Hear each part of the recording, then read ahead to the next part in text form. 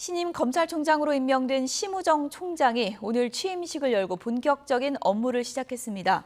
심 총장은 취임식에서 검찰의 직접 수사는 꼭 필요한 곳에 한정돼야 한다고 얘기했습니다. 취재기자 연결해서 내용 알아보겠습니다. 홍민기 기자. 네, 홍민기입니다. 네, 심우정 총장 취임사에서 어떤 부분을 강조했죠?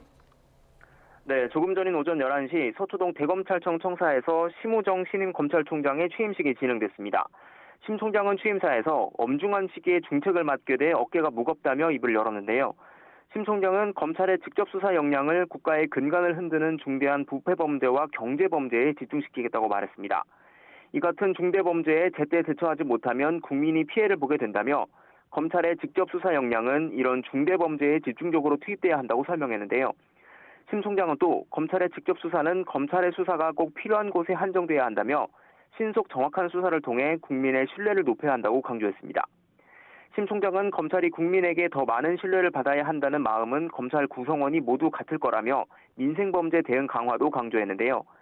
마약과 전화금융사기, 디지털 성범죄 등에 철저히 대응해야 한다며 이를 위해 민생범죄 대응의 최전선에 있는 일선 형사부의 인력과 조직을 대폭 강화하겠다고 밝혔습니다.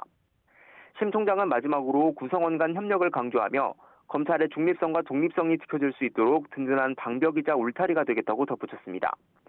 다만 김건희 여사 관련 사건과 문재인 전 대통령 관련 사건 등 정치적 사건에 대한 언급은 오늘 나오지 않았습니다.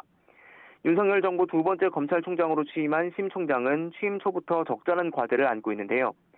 전임 이현석 총장이 끝내지 못한 김건희 여사의 명품 가방 수수 사건과 도이치모터스 주가 조작 사건을 처분하는 것이 첫 번째 시험대가 될 전망입니다. 오는 24일 가방을 건넨 최재형 목사에 대한 검찰 수사심의위원회 심의 결과가 나오면 두 사건을 함께 묶어 처분할 거라는 전망도 나옵니다. 전 사위의 특혜 채용 의혹과 관련해선 문재인 전 대통령 부부에 대한 조사 가능성도 언급되는 만큼 야권의 거센 반발에 또다시 불이 질 수 있습니다. 검찰청 폐지 법안이나 검사 탄핵 소추 등 정치권의 압박으로 벌어진 검찰 내부의 혼란과 갈등을 봉합하는 것 역시 해결해야 할 과제입니다. 지금까지 대검찰청에서 YTN 홍민기입니다.